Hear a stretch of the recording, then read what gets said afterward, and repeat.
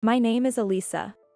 I'm a 34-year-old housewife who becomes a bug hunter every year due to a slight change in the climate, leading to an increase in bugs around my country home. In the past, I could easily say, eek, bugs. I'm scared, without any shame, but after turning 30, I find myself emotionlessly squashing them left and right. I've certainly become tougher over the years. Today, I want to share a story about how I dealt with my own sister, who had a crush on my husband.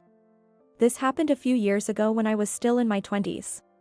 There was a middle school reunion after a long time, and I reconnected with my childhood friend, Mike, who used to live nearby.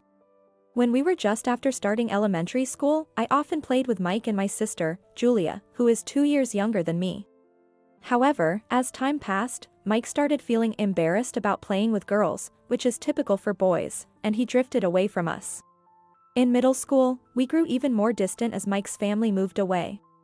So, I was really nervous when we talked at the reunion. But, as adults, we have a strong ally. Yes, alcohol. I love you, booze.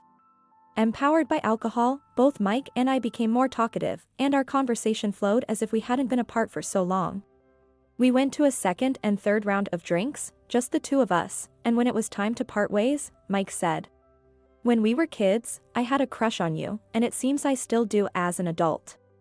I replied jokingly, "What's that about?" Then he casually asked, "So, want a date?"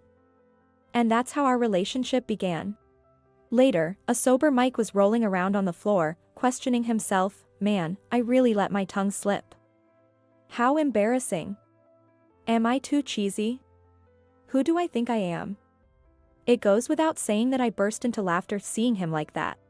It's kind of funny when the person you like is extremely embarrassed, and you're the reason for it. I feel bad for him, though. After that, things progressed smoothly, and we decided to get married. We visited each other's parents' homes to announce the start of our cohabitation and our upcoming wedding in half a year. The plan was to live together before marriage to understand each other's lifestyles. Since we were childhood friends, our parents already knew each other. There were no issues. They readily gave their permission. Or so I thought. The problem arose at my home. It happened when Mike came over to greet my family and we were having a meal together. "Hey, I'm back." My sister returned from work with a tired voice. Upon spotting Mike at the table, her surprise quickly turned into joy. "Wow. Mike? What are you doing here?" Mike, a bit embarrassed, looked at me briefly and said, "Well, I guess I'll tell you. We've been dating for about half a year, and we've decided to get married." He came today to share the news. I said, thinking it was my responsibility to tell my family. At that moment, my sister's face turned sour, as if she had bitten into a bitter bug. "I see. I'm tired, so I'm going to sleep. Good night." She then hurried into her room and slammed the door shut. Wow, that was rude. I hope she didn't upset Mike, I thought, looking at him worriedly. He smiled back, indicating he wasn't bothered. To be fair to my sister Julia, she's not usually like that. Maybe she had some issues with my marriage or cohabitation. However, even our parents had no objections, so what could be bothering her? I was left pondering whether to ask her directly after Mike left. When I was about to head to the bath, I bumped into her in the hallway. Staring at me fiercely, Julia glared with the expression of a demon. "I never thought you would marry Mike. I've always liked him too. I'll never forgive you for this." She stormed off, leaving behind a trail of anger and heavy footsteps. I stood there, stunned by her unexpected confession. Really? She liked Mike too? This felt like something out of a daytime drama. After a sleepless night, spent tossing and turning, I came to a conclusion. Is there really a problem with my sister liking my fiancé? After all, my marriage to him is already decided. It would be different if Mike liked her back, but that's not the case. If she's been in love with him since childhood, she should have confessed her feelings to him much earlier. It's her fault for not expressing her feelings, and it's unfair for me to be blamed. I expected her to be more hostile towards me, but I decided to let it slide with the broad-mindedness of an elder sister. Although the situation was quite serious, I chose to view it optimistically. The dilemma remained whether to tell Mike about this or not. Because Mike will know about Julia's feelings. If I didn't, he would keep facing uncomfortable situations at my house without knowing why. Considering him as a party involved, I decided to tell him everything. Mike, concerned about me, said, "Let me know if there's anything I can do, though I doubt there's much. Maybe I'll use you as a shield if Julia tries to attack me." "Hey, don't mess around," he replied, laughing. So, we decided not to take the matter too seriously. Neither of us intended to change our decision to marry, and it wasn't a situation where convincing Julia would make her understand. We had no choice but to let it be. That was our decision. As expected, Julia became more hostile towards me. Honestly, I could still afford to joke about her petty and lame attempts to annoy me. But hiding my makeup and wallet before work was quite troublesome. I didn't have time for a treasure hunt in the morning. I was looking for them desperately, fearing that I would be late. Thanks to this, I arrived at work just in time to be late twice in 1 week, and my boss, Bob, gave me cold looks, suspecting I was slacking off due to my upcoming wedding. I was torn between forgiving her as her elder sister and not forgiving her. Initially, our parents were unaware of her antics, but they realized something was off when she started hiding valuable items. Mom scolded her, "Why are you acting so childishly?" Though it seemed Julia didn't take it seriously. The problem was with Dad. He had to take care of her for a few weeks right after she was born when Mom fell ill. He has always favored her over me. In essence, he developed a mother-like bond with her. I can't say I don't understand his feelings. I also found Julia adorable when she was little. I have an experience that he set me apart from Julia. When I was little, I said I wanted to go to an amusement park and she yelled that she'd rather go to an aquarium, and Dad said, "Okay, let's go to an aquarium." Mom was the kind of person who would ask me, like, "You wanted to amusement parks, right?" So to be honest, I don't have any bad memories of Dad favoring Julia, but if Mom wasn't like that, I would have felt quite inferior. Back then, my friends used to say, "My sister gets more love," so I just thought that favoritism existed everywhere. Maybe it's just my naturally optimistic nature. I'd like to see someone who can actually bring me down. But this time, our father blatantly took Julia's side. It seems that she was saying I took her boyfriend, and our father already thought of Mike as the bad guy, as the worst man who played with both of his daughters. His older daughter can get married, but what will happen to the younger daughter who was abandoned? I can understand his feeling. Mom, skeptical, said, "Mike doesn't seem like the kind of guy who would do something like that." My plea of, "No, it's not like that," was at least heard by Mom. She listened to both me and Julia without blindly believing either, striving for fairness. However, Dad was adamant, "I can't stand the thought of my poor, abandoned Julia. Even Elisa is being played with. You need to wake up." He acted as if I was brainwashed by Mike. No matter what I say, he won't listen. A good father who loves both of us with all his heart, even though there may be some differences in love. However, this time I would like him to listen to me a little more. It was very troubling that my marriage was being opposed, but I decided to push through. To put it simply, I decided to leave home earlier than planned and move in with Mike. The point is, if the problem is with Julia, I should just distance myself from her. If I'm not at home, she won't harass me. The problem ends there. Indeed, this decision proved to be right. Our cohabitation was peaceful. As days passed, Mom said, "I think you're probably right, and you're both adults. Live your life freely." Dad, though still displeased, surprisingly didn't say anything. Perhaps he thought that even if Mike and I broke up, Mike wouldn't go to Julia. He probably saw this as the best possible resolution.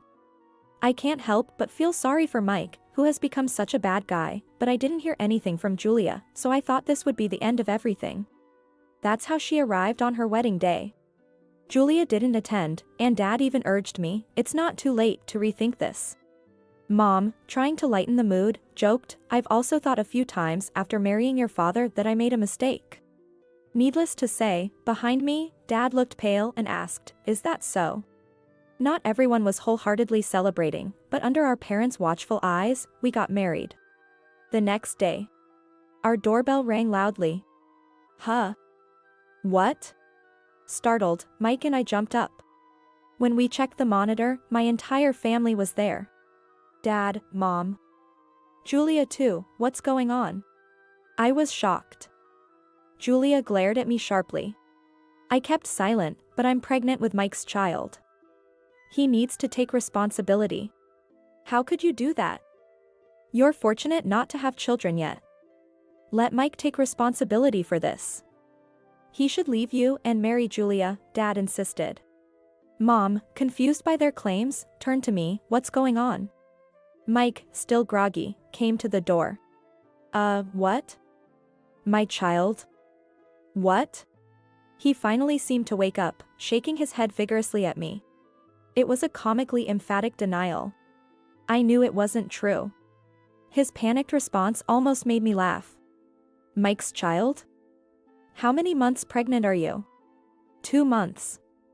If Mike doesn't take responsibility, this child will be fatherless. That's too sad, isn't it? 2 months. Surprised by her claim, I exchanged a look with Mike. We both burst into laughter. Confused and bewildered, my parents didn't know what to make of the situation. Julia, flustered, exclaimed, "What are you laughing at?" Well, let's see, 2 months ago, right? I said, tears of laughter streaming down my face. That was fun, wasn't it, Julia? Oh. Yeah. She stammered, taken aback by Mike's sudden question. Our parents, not understanding his intent, glared at him with disgust. I was probably the only one who knew what he was up to. So, Julia, how many abs did I have? Mike asked. What? Julia was stunned. I was trying hard not to burst out laughing. Do you remember the number of abs I had 2 months ago? I accidentally lost them recently. Only Mike would describe his abs as if they were something he misplaced. I'm laughing so hard that my abs are about to bulge out. What are you talking about, Mike? The correct answer is 0. I almost said I knew, but Mike, unconcerned by Julia's puzzled face, solemnly confessed he no longer had abs. Even Mom couldn't help but laugh at this. This contest might be won by whoever makes others laugh the most. Second question. You've seen my moles, right? How many do I have? What? I mean, Julia seems confused on how to respond to Mike's absurd questions. Understandable. After all, it's Mike's goal to confuse her in this situation. Since they've never been physically close, she can't possibly answer his questions. If she slips up, it'd be a lucky break for him to tease her more. Instead of simply denying any such interactions, he's persistently questioning her, enjoying her inability to answer. Mom is starting to feel something's off with Julia and Mike's dynamic and their attitudes. That makes sense. Such interactions wouldn't happen if they were really together. Especially in front of parents. This kind of conversation itself proves that nothing really happened. Mike is getting his revenge by troubling and confusing Julia. He looks as innocent as a child with a new toy, finding great joy in this. Scary guy. Watching her reaction, I thought, if she couldn't handle his jokes, she wouldn't make it as Mike's wife. Thinking of an answer, she blurted out, what? Like, 10. Wrong. The correct answer is... I don't know either. Dad burst out laughing at this. Simultaneously, trying to hide his frustration, Dad said, enough, Mike. Don't fool around with my daughters after leading them on. I stopped Dad, who looked ready to confront Mike. Wait, listen. You said the pregnancy is 2 months, right? Then, it's impossible for the baby to be Mike's. What do you mean? Mom was intrigued by my words. Can I say it? I glanced at Mike, who reluctantly nodded, looking quite uncomfortable. No, wait. Can I say it? You sure? Yeah. With bravado, Mike puffed out his chest. Actually, around that time, I got stung by a bee on a very sensitive part. Said Mike. At that moment, everyone, even Julia, burst out laughing. Don't be ridiculous. No way you got stung there. Dad was angry, while Mom laughed heartily. Well, embarrassingly, it's true. It was hot, so I thought I'd cool off. Thinking I was out of sight, I opened the window and relaxed in the buff. Then, whoosh, this guy flew in and stung me. Mike's face, even his ears, turned bright red. I tried not to laugh at his embarrassing revelation because of my family, but I couldn't hold back anymore. There's no way such an embarrassing guy exists. Well, there is such an embarrassing guy, right here.